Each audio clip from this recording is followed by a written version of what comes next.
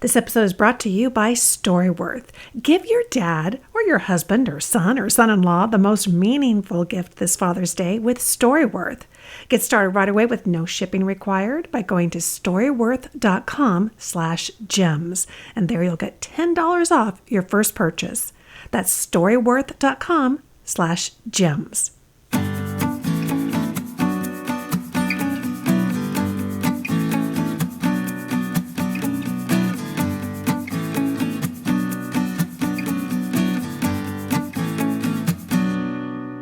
Hello and welcome to Genealogy Gems Podcast episode number 253. In this episode, we're going to be learning a whole lot more about your early American ancestors. And to help us do that is Lindsay Fulton, Vice President of the New England Historic Genealogical Society. Lindsay is a wealth of information, and she was my guest on episode 33 of 11s is with Lisa over at the Genealogy Gems YouTube channel.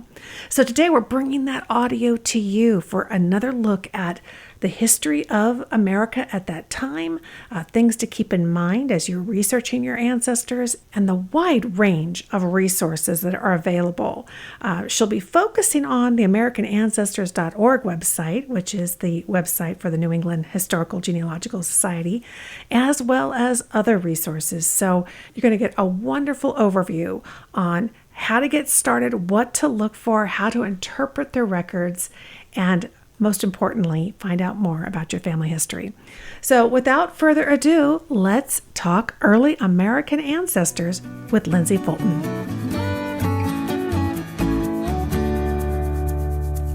Hi, Lindsay. Thank you so much for being here on the show today. Great to see you. Thank you, Lisa. I'm happy to be here to talk about, 17th century New England. It's to do with American ancestors. So we're happy. I'm happy here to be here today to chat about it. Me too, because this is not my area of expertise. I am really excited about bringing your expertise and everything that you do there at NEHGS to the show today. And I know that you have a presentation you've done on colonial research before. Start us off. What time frame are we talking about, and what kind of records can we look forward to? So we're going to talk about some of our the go-to resources. We're going to go pretty quickly through some of those commonly used resources. But there's a lot of them because it is 17th century New England. They're the most studied people on the planet when it comes to doing genealogical research. And that's actually really encouraging because many people, I think, will shy from colonial research, that era, thinking, oh, there just not be much. But like you just said, it's the most researched time frame. So that's great. Correct. I'd rather do research in the 17th century in New England than in 1810 in New York. Interesting. So today we're going to talk about the most commonly used resources for 17th century New England research.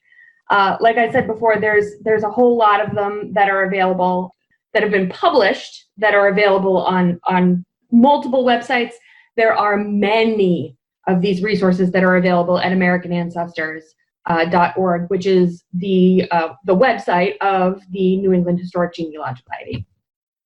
So like I was saying before, 17th century New Englanders are the most looked at people in terms of genealogy. There are hundreds and thousands of resources that are available to us. So that's what we're going to run through really quickly. What I want us to talk about first, though, is putting your ancestors into the context of a historic era. So when did your ancestors arrive in New England and where did they migrate to? All of that is very important for you to understand where you should be looking for your particular ancestors.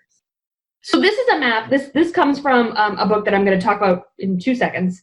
But this is a map that's done in 1675 of New England. There are many settlements at this particular time. Now, 1675 is an interesting date for us because that's right before King Philip's War. So when King Philip's War happens, everyone starts to come back to the primary settlements. So if you were out in Western Mass, in Deerfield or Westfield, for example, then once King Philip's War starts, then you start coming back towards Boston and Plymouth Colony. But this is how far everyone had spread as of 1675. So this is something to keep in mind if your ancestors are here during that very early period. So if they arrive on the Mayflower in 1620, or just during the Great Migration, which we'll talk about shortly, it's important to understand exactly where they went or where they may have gone.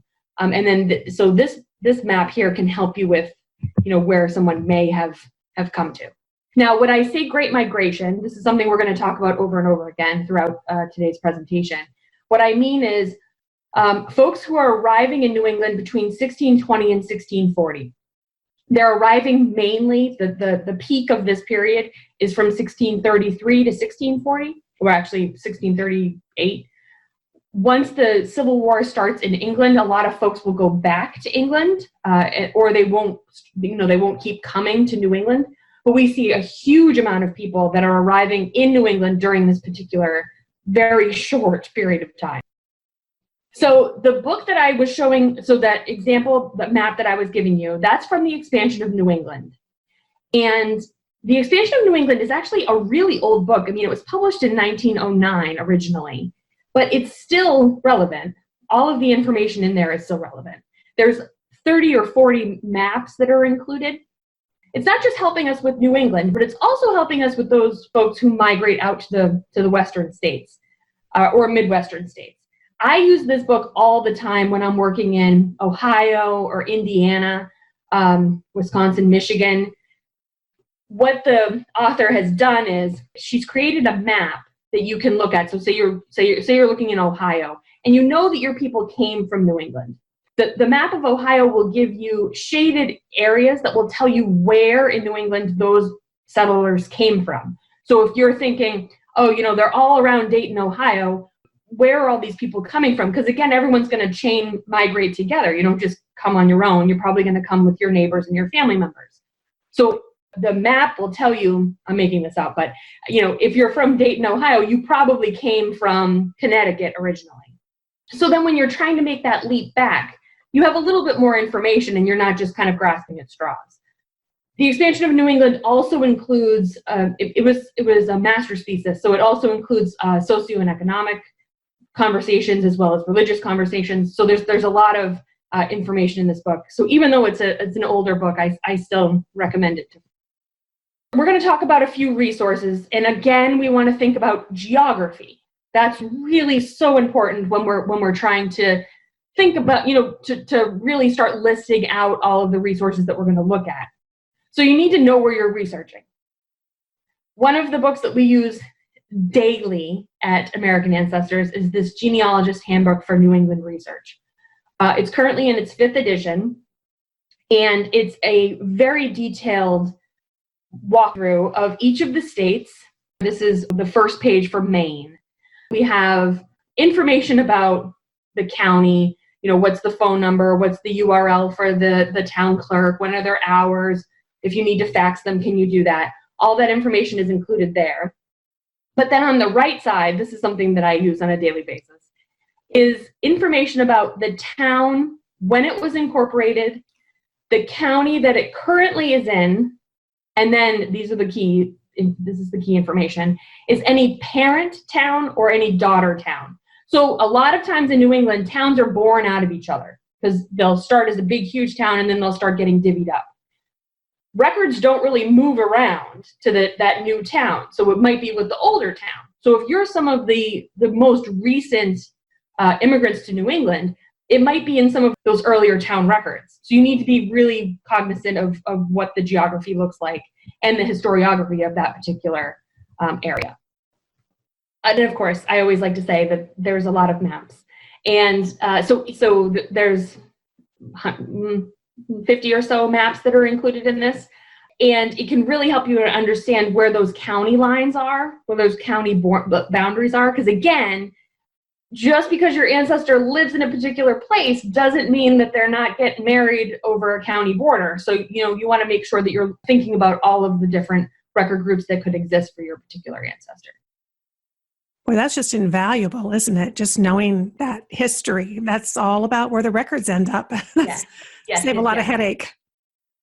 Yes, and the amount of brick walls that we've broken down at American Ancestors, just thinking about geography, and the historic context. You might think like, oh, well, I know they were of this particular religion, but that church wasn't in the town. Where are the other churches that they may have gone to? And you might be able to do it that way. So again, it's always really important to know where you're looking and why you should be looking at a particular place. So something that's available for free on the American Ancestors website, these town guides. And again, this is for the New England states, Connecticut, Maine, Massachusetts, New Hampshire, and Rhode Island. We don't have Vermont on here, but we do have New York. And a lot of times people will confuse if New York is part of New England. New York is not part of New England. Any Red Sox fan will tell you that New York is not part of New England. But these are available for free. And the information that's included is similar to what's in that 5th edition of the New England guide that I was showing previously. So again, you'll see the name of the town, when it's established, the county that it's currently in, and then any parent towns of that particular town. So if we're looking at Abington, the first town that's listed there, it's established in 1712. It's currently in Plymouth County, but it was at one point part of Bridgewater. So if you have some really early folks that are living in Abington, you should probably be looking also in Bridgewater. And then this is a lovely little feature. This is just for Massachusetts. It's a very long title. It's called Historical Data Relating to Counties, Cities, and Towns in Massachusetts. It gives a chronology of a town, when it's established, and then when any of the borders changed. And this is really significant for Massachusetts because the borders change so often. So this is what you'll find if you go to the American Ancestors website. This is what you're going to find if you're looking specifically in Massachusetts. So they can find this kind of information right there on the website. Yes. Fantastic. Yes. We've made a lot available, and I'm going to talk today about all that's available on the American Ancestors website. Great. Without going to the library. So we call this next group of records, we call them finding aids, the best way that we can describe it. So it's not transcriptions of records, but it's a place that you can go to find where all of, like if you're looking for a particular person, where are all of the resources for that particular person located? So I'll show you an example. So this is something that those that are doing New England research know very well. It's called New England Marriages Prior to 1700. A lot of people will refer to it as Torrey, or Torrey's New England Marriages. Clarence Torrey was a NEHGS member. He was not an employee, but he did a ton of work looking at New England couples. He also did some in Long Island, but he was looking for those who were getting married prior to 1700. And it's important to know that Mr. Torrey lived to the year 1962. So everything that's included in this particular manuscript, which later became a searchable volume, which is again available on the American Ancestors website, everything is going to be for the scholarship that was done prior to 1962. Mm. So I'll walk through what we should be looking at later, but this is really the first place that you should be looking. This is the first place that I go when I'm looking for any New England, a person who is settling in New England prior to 1700. This is the first place that I go. So it's always a couple that's marrying in New England prior to 1700, or sometimes Long Island. So if we look at Walter Dean here, we'll get information about his birth and death. In this case, just his birth. So we know he's born in 1612. We don't know when he dies. He's married to a woman named Eleanor. Eleanor's not her maiden name, but her married name is either Coogan or Cozen. And that we know that it's her first married name because it's in those brackets. If it wasn't in brackets, then that would be her maiden name. So she is, we don't really know when she's born, but we know that she dies after the year 1693. There's another little note there that says that we know that she was William Coogan's wife. We know that they probably got married in England in 1634, but you see how there's a little question mark there? Mm-hmm. So the question mark means we're not really sure, but we're pretty sure, which is why Mr. Torrey included it in his entry here. Walter and Eleanor, they originally go to Dorchester and then later on to Taunton in Massachusetts. So that's where they're residing once they get married and once they come over to New England.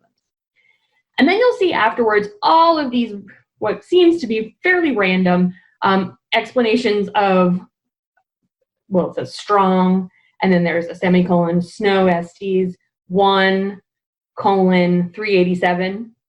So I've looked at this long enough in my life where I know that the Snow Estes is a particular genealogy. It's from volume 1, it's page 387. But you don't need to know all of this. You don't need to memorize all of this. We've included a full description of all of Tori's source references. Read this guide to Tori's source references in PDF format. It's in alphabetical order, and it will give you the abbreviation that Mr. Tori used, and then the actual full citation for that particular item. So if you're looking for a particular couple and the description is TAG, that's from the American Genealogist. It's something that will be described in that list of abbreviations. Now, if you cannot find your people in Tori, the next place to look is the Founders of Early American Families. This is done by Meredith Colquitt, and it was done, and there were subsequent editions done. So this is actually going to take us a little bit further than 1962. It also includes people who are not from New England. So while we're including early American families from New England, it's also going to includes everyone from the 13 colonies. But it only covers that first 50 years. And the first 50 years starts at 1607. 1607 is the founding of Jamestown. So it goes from 1607 to 1657. That's the years that it's covering for this group of people. And it's a little bit different than what Mr. Tori did. As you can see here, there's a little bit more of a description. There's some more details that are provided here for a particular family. But it doesn't focus on the lady as Tori's New England Marriages does. It does, however, so like if you were looking at the Dean family, you can see that there's brothers John and Walter that are included, but then there's also John, Samuel, and Walter. That's part of that. So depending on which individual you're interested in, you could look to see what's available there. None of this is really footnoted or referenced. That's why we really like using Tori, because Tori is at least telling you where everything is coming from, whereas Colquitt is a little bit more secretive about that. And then finally, so if you're looking for individuals, you don't find them in Tori, you don't find them in Colquitt, you might find them in this last thing to look at, this last finding aid, which is called New Englanders in the 1600s.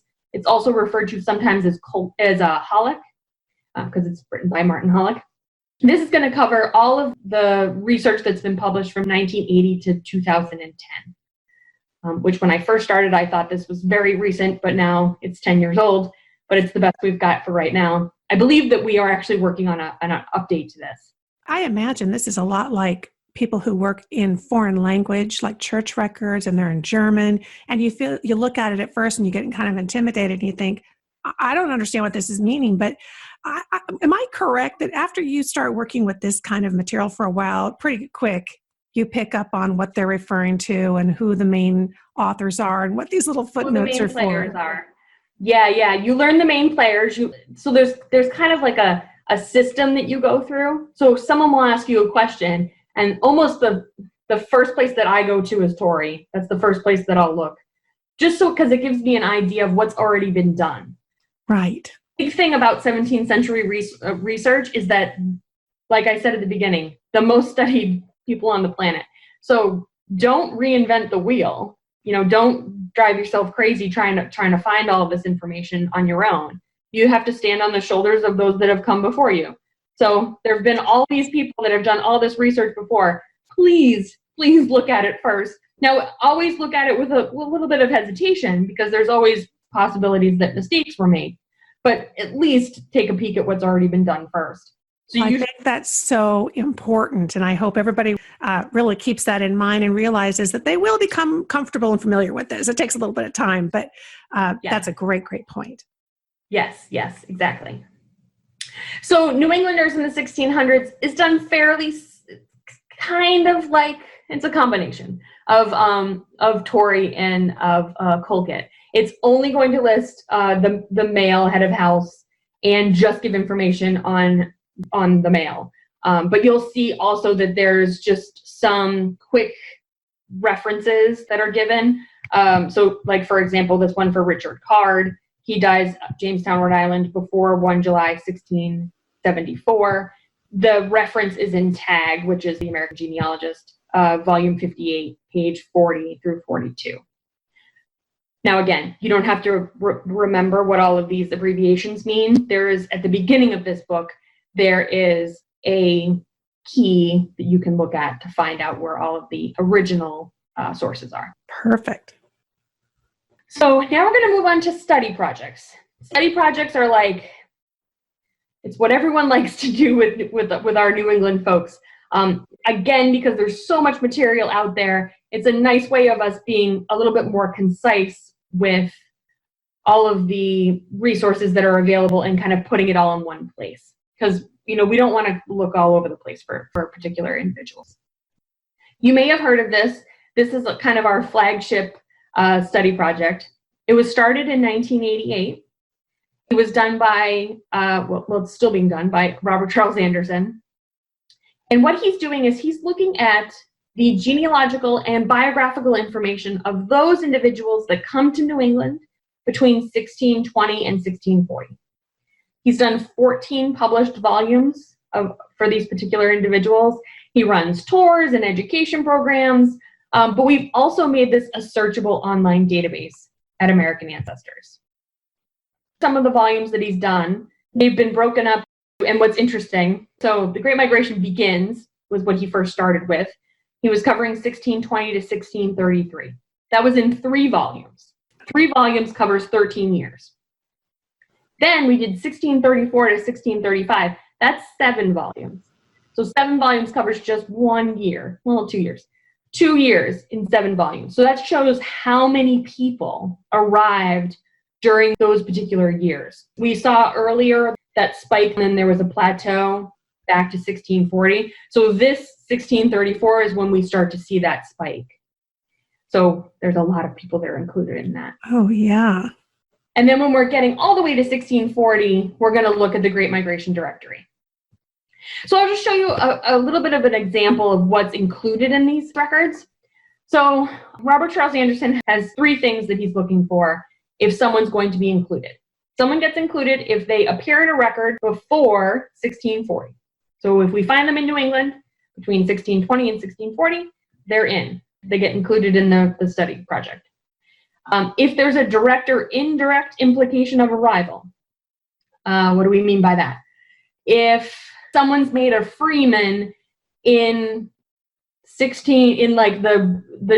January of 1641, they had to have been there before 1641 because they would have been an established member of the community. So we're going to say that they most likely were there before, by 1640. So they should be included. The other is the appearance of an immediate family member of a person known to arrive. So if we find a birth record for someone, so someone's child, then we can infer that couple was likely there for the birth of their child. Right. So we can include them as well. Here's a juxtaposition of a really in-depth record and then a not so in-depth record based on what we have for documentation. So if we look at Alice Ashby, all we really have about her is that she was 20. She was a maid to William Holman. She came on the Defense, and she's not really found anywhere else after that. She's still included because there was a record done for her, so we know she's a passenger on the Defense, but that's really it. So that's why she just gets a little tiny entry there. John Aswood, on the other hand, there's a lot of detail for him. We know where he comes from. He's coming from Hertfordshire. He comes on the Hopewell in 1635. He arrives first in Roxbury, then he goes to Milford. He actually goes back to England in 1654. We know his occupation. We know his church membership. We know all sorts of stuff about him, his birth, his marriage, his death. He even gets married 3 times. All of that's included on there. Mr. Anderson does a great job of including incredible detail about these individuals. So if your ancestors arrive in New England between 1620 and 1640, this is the most important collection for you to be looking at, because this is where all of the most recent information is, the best scholarship for those individuals. It's hard to wrap your head around somebody who's willing to make that trip twice. You said he went back to England. Yeah. Is that very common back then? I mean, I know we see it, but it's not, it's not common, but we do see, a handful of folks that are going back and forth. Wow. It's especially true for individuals that had property still in England that left and needed to deal with an estate at some point. Folks that were heavily involved in religious freedoms in England, they might have gone back, especially during the English Civil War. They might have returned for that. And then there's just some adventurers that would come, what we call adventurers. So they weren't coming for religious freedom, as we tend to think folks coming to New England were there for. They were just coming to make a buck, and then they might go back. There was one of the members of the Mayflower, one of the passengers on the Mayflower, Stephen Hopkins, he actually went to Jamestown first, Jamestown, Virginia, was like, not my cup of tea, went back to England, and then decided in 1620 to make the voyage over on the Mayflower. Wow. So individual that was in 2 of kind of our founding, colonies. So he's kind of a rock star there. So you'll also see the children listed in addition to the immigrant themselves. So you see Samuel and Hannah that are included on here as well. And then one of the lovely things that I like that Mr. Anderson did was he includes a comment section. And the comment section can include everything from information about that particular individual. But what he'll also do is admit when he can't find something or doesn't like a reference, or, he's very honest about some of his research in these comment sections. And that can actually be helpful for you if this is one of your ancestors. We'll be back with more early American ancestor genealogy right after this. If there's ever been a year to make your dad or the other dads in your life, your sons, your brothers, your uncles, feel appreciated on Father's Day, it's this one. It's been a challenging year, and I think that just makes it the perfect year to really honor Dad with a heartfelt, sentimental gift that the whole family can cherish together forever, and that is StoryWorth. So StoryWorth is an online service that helps every father in your life share stories through thought-provoking questions about their memories and their personal thoughts. It's a fun and meaningful way to engage with them, especially if you live far apart like my dad and I do. Every week, StoryWorth emails Dad a different story prompt. Questions that you've never thought to ask, like, what's your favorite story about your father? Or what's one of the things that you're really proudest of in your life? StoryWorth has helped so many families learn about each other in really profound and moving ways, and it can do that for you too. In fact, I've found StoryWorth has provided really a whole new avenue for me to learn things about my dad that I never knew. And, that makes us feel closer than ever. And I think StoryWorth is an amazing gift to give your husband or your brother, because not only will he appreciate it, but you'd really be giving the kids and the grandkids a precious gift as well. They'll get to read the stories each week as he responds to the questions, and they just may be surprised a few times as they learn about their dad's life. I think about how much I regret not asking all of my grandparents more questions.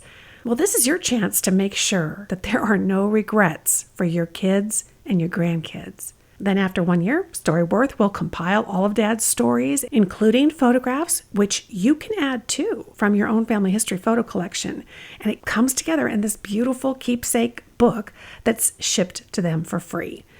My dad really loved getting the physical book and seeing his stories all come together. So give your dad the most meaningful gift this Father's Day with StoryWorth. Get started right away. There's no shipping required, which makes it really convenient. You can just go to storyworth.com/gems. GEMS, storyworth.com/gems.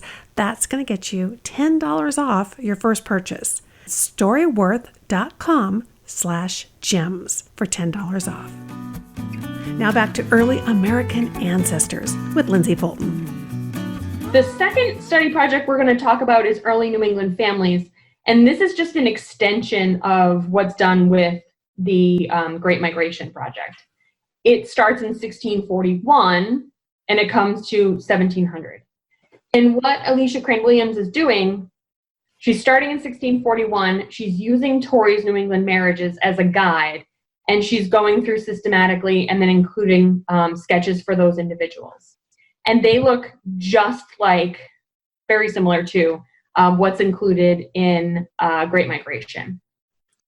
It's a little bit more dense looking, but again, it's the same type of information: where they're coming from, who their parents are, their birth, their marriage, their death, the names of their spouse, if they own a property, what their occupation is, did they go to church, really detailed information, biographical information, and also genealogical information about these individuals. So again, if you have New England ancestry, these are kind of the two places to go looking. And just like we did with Great Migration, it's not just about the individual who's listed at the top of the page. The children are also included there. So you'll see, the children, Deborah Allen, John Allen, Daniel Allen, Isaac Allen, and Elizabeth Allen are all also included on here. So those are our study projects. Then we have compiled genealogies. There's millions of them. I'm just going to talk about 3 of them. These are ones that I usually will say to look at once we've looked at Torrey and Colquitt and Hollick, and that we've already looked at Great Migration and early New England families. These are specific to particular states. So there's Pioneers of Massachusetts that covers 1620 to 1650. It's done by Charles Henry Pope. These are some of the tried and true resources that have been out there for a very long time. Just because they're out for a very long time doesn't make them bad. I think, honestly, especially the Genealogical Dictionary of Maine and New Hampshire, that's something that we use on a pretty consistent basis. So we have the Pioneers of Massachusetts. We have genealogical notes. These old genealogies always have these really long titles that are very descriptive. But the genealogical notes covers Connecticut and Massachusetts, those first settlers there.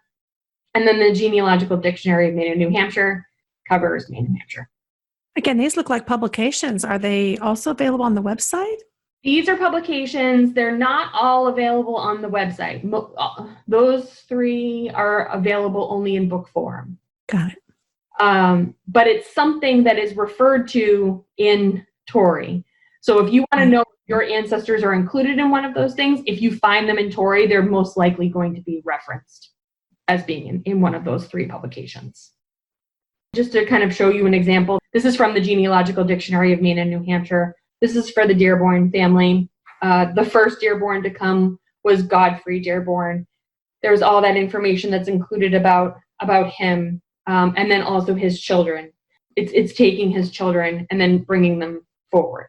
So Henry is listed as number 2, who he marries, and then his children, and so on. It's just really kind of compact and dense, but it's still definitely worth looking at. Periodicals, there's, again, millions of them. Some of the ones that we like to use when we're thinking about early New Englanders is, of course, the New England Historical and Genealogical Register. That's something that's been published by the Society, by American Ancestors, since 1847. There's the New York Biographical and Genealogical Record, the Mayflower Descendant, and the American Genealogist. Those are the ones that I use the most often. They're also available to be searched on American Ancestors. So if you go to a database search, you can just include here on the drop-down, you can go to categories, journals and periodicals, and then you can scroll through all of the journals and periodicals that we have available. And then they're fully searchable. So you could put in, a name, a first name, a last name, the years that you're looking for, or the location. If something is included as a periodical, you'll be able to see the actual page. So if you get a hit on our website, you'll be able to view the actual record. So this is just what it would look like. It will tell you that it's coming from volume 7 and then what page it is. And if you want to download it, you can do that. And it wouldn't be 2020 if we don't talk about Mayflower. Absolutely. So Mayflower resources, what's referred to as the pink books or the silver books. The silver books is what we use the most often. Those are the ones that have been stamped with a seal of approval. These are done by the General Society of Mayflower Descendants. It's looking at those passengers with known descendants. So it starts with the passenger themselves, who they marry, their children, and then it includes their children, grandchildren, great-grandchildren, great-great-grandchildren. It's all included in these silver and pink books. These are only available as books currently. This is Joshua Sewell. Joshua is the grandson of George Sewell. George Sewell is one of the passengers on the Mayflower. You can see here that he marries Joanna Studley. There's usually a little bit of biographical information. It's not as detailed as what's included in Bob Anderson's or Alicia Crane Williams' study projects, but it's still a good chunk of information. And then it also includes their children as well. If you're applying to the Mayflower Society, if you're interested in applying to the Mayflower Society, this is something that they take as an original record. They consider this to be their Bible. So you can just cite these pages. You don't have to go running around for that original source.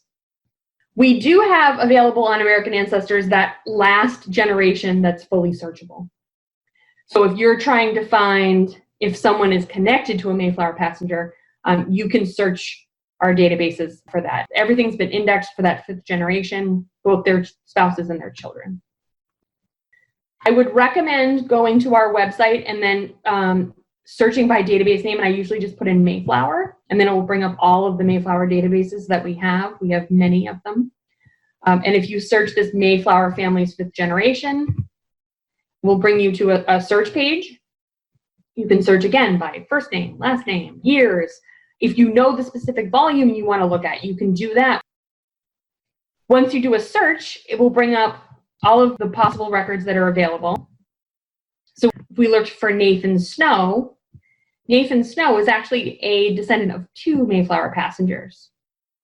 So that you'll see that the information is identical. Nathan Snow, born on 5/10/1751. He's born in Abington, which is in Plymouth County in Massachusetts. He's a descendant of both Peter Brown and John Alden. Oh, twice. If you happen to be a descendant of Mr. Snow, then you get 2 passengers under your belt. Once you decide you want to look at something, you can look at so this is coming from the silver books that we were talking about previously. This is the page from the silver books. You can download one of the images if you'd like, or there's a shortened URL at the bottom that you could save if you wanted to bookmark that. You could do that as well. And I love the copy citation button there. That's pretty convenient. Yes, very helpful. In addition to the 5-generation database, we also have the membership applications. And these are the membership applications that have been submitted if the person was born before 1920. It's about 30,000 applications that we're going to have available. Wow. If, again, you think one of your ancestors may have applied to the General Society of Mayflower Descendants, this is definitely something that you should be looking for. And just to reemphasize for somebody who's fairly new to genealogy or hasn't thought about a lineage society before, you're really talking about the application process is rigorous. They had to prove how they were related. So you're really kind of jump-starting your way back to this era, yes, right? Yes. Just like I was saying before about the tried and true resources that are available, you got to stick on those that have come before you. So if someone went through all the motions of filling out one of these applications, which again can be very rigorous, you have to provide birth, marriage, and death information for every generation from you to that particular ancestor. So if we're talking about Mayflower, that's usually anywhere between 12 and 15 generations from you to that particular person. So that's a lot of research to get done. So it's really important to just take a peek because, again, you might as well stand on the shoulders of those that have come before you. Absolutely. Again, if we want to look for a Mayflower database, usually just search for the database by name, put in Mayflower. The General Society of Mayflower Descendants Membership Applications is the name of the database. You can search by name. So in this case, Harry Whitman is actually the ancestor of one of my colleagues. So he was looking to see if his great-grandfather had applied. And so he was putting his name in. But you can also search if you knew someone's general number by happenstance. You could put that in there as well. Or if you were searching for a spouse, you could do that too. But this is the search that we did was for Harry Whitman. So we found that he applied in California in 1913. The Mayflower Society's been around for a while. I think 1896. Wow. I might be slightly off on that, but it's been around for quite some time. So you might find an older application, like something from 1913, or you might find something a little bit more recent. But this shows that Harry Whitman is the descendant or a descendant of Peter Brown. So he can apply through Peter Brown. And then you'll also see an image of the actual application. So all that detail is included there with the source the source citations as well. And you can print that as a PDF. And are these all applications for people who were accepted, or would there be some that maybe they said you don't have enough here? They would be everyone that's been accepted. And there's a little caveat to that. If something's been found to be incorrect from then until now, we do not take them down. So there could be a little bit of a problem. It's usually something that's a lot older. If something's more recent, then you're probably all set. But you always, of course, want to double check the references that are given to you. Right. And then finally, really quick, we're not going to go through where all the records are because they're in many different places and there's tons of them. If you're looking at New England resources, there are church records to find, there are vital records to find, cemetery, probate, court, town records, military records, there's notarial records. There's so many things that you can find, original material that you can find for your New England ancestors. You're going to be looking mostly at the town level for these individuals. The recording practice at the time was done very locally. So that's why it's really important to kind of come full circle, to know where your ancestors are living and then what the place was called at that time. Your ancestors might not have ever moved. In 200 years, your ancestors might have been from the same place, but the town border might have changed a few times around them. So you just want to be sure that you're looking in the right place. And then finally, if you need some additional help, on our website, we have a 17th century New England research subject guide. It was done by David Dearborn. David worked for the Society for 40, 50 years, something like that. He's an expert in 17th century New England research. There's so many tips and tricks that are included on here that I might not have covered today. So definitely go and check that out. Wow, fantastic. Right. A consultation. Tell us about the kinds of personal service that you provide as well. Yes, so we have Consultation Services, which is done with an expert genealogist from our staff. And what they'll do is they'll help you navigate any research problem that you're having. So it might be, I'm having trouble breaking down this brick wall to find my fourth great grandparents, or I don't know where my ancestors came from in Ireland. I'm having trouble applying to the Mayflower Society and I can't find that last document that I'm looking for. There's really a whole gamut of things that we can help with. But what we'll do is we'll have you ask a specific question that you're trying to answer, and then we like to see anything that you've looked at prior to, so that we're standing on your shoulders, so that we know it's already been looked at. And then you can meet anywhere between 30 minutes and 2 hours, either over Zoom or over the phone, and we can kind of help you with some suggestions. We might even find things for you while we're doing that particular consultation. It's a really lovely service, and people have been working at American Ancestors for 20, 30 years, so you might as well hear what they have to say about some different problems. Is there a fee for that? Yes. So if you are a member, the fee is $85 an hour. Okay. If you are not a member, then it's $105 an hour. Wow, when you think about the headaches it might solve in a short period of time, talking to somebody who knows the records and has already been down that path, that could be a huge help. Exactly. And if you do a Zoom, consultation with us, we send you that entire recording.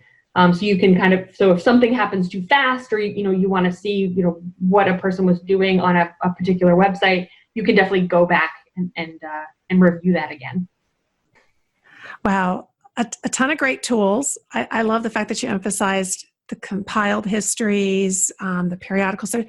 So much has been done. I know way back when I was young and started doing my own family history, I had heard somebody talk about compiled histories, and I kind of thought, oh yeah, but that's not going to be something that would be in my family. And absolutely, I found one that was comprehensive, sourced.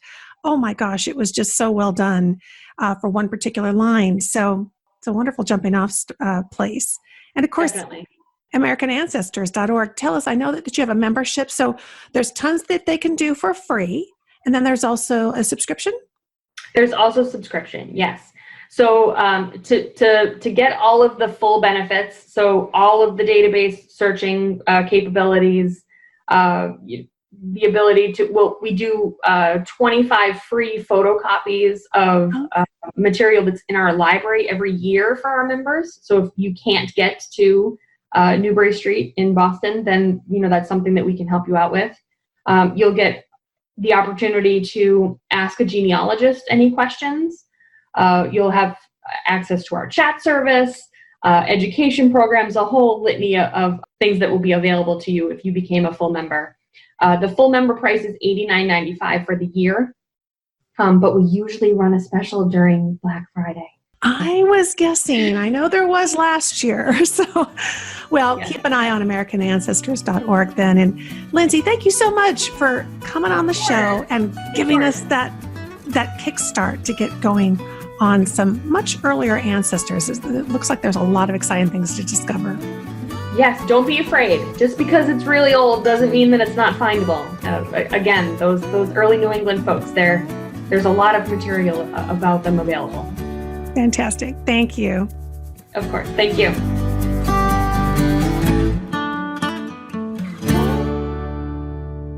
Thank you so much to Lindsay Fulton for being my special guest today. And of course, if you'd like to watch the video of the interview where she also shows us the American Ancestors website, and you can see the pictures of the books and the resources that she's talking about and how to maneuver the website, head over to genealogygems.com/11s, or you can just click 11s in the menu. And there you'll find episode 33 of 11s with Lisa. 11s with Lisa is our weekly live show that we do for free over at the Genealogy Gems YouTube channel. It's a chance to get together with other genealogists, our friends of the show. Bring your favorite cup of tea or coffee, whatever, for kind of a traditional 11 o'clock in the morning tea time, as it's well known around the world. But for us on Thursday mornings, it's all about conversation about genealogy. And we cover a lot of different topics. You can find the YouTube channel through my website, or you can just go straight to youtube.com/genealogygems if you'd like to check out the video show. Be sure to click the red subscribe button. That will put my channel in your favorites list, which is going to make it super easy for you to find us in the future. And of course, the easiest way to stay up to date on everything that's going on here at Genealogy Gems is to subscribe to the free weekly newsletter. You can do that over at genealogygems.com. You'll see the big red button towards the top of the screen to sign up for our newsletter. And that's where you'll get the weekly notification of the up and coming episodes, both here on the Genealogy Gems podcast, as well as our video show 11s with Lisa. And of course, if you'd like to have even more genealogy gems in your life, becoming a premium member is a great way to do that.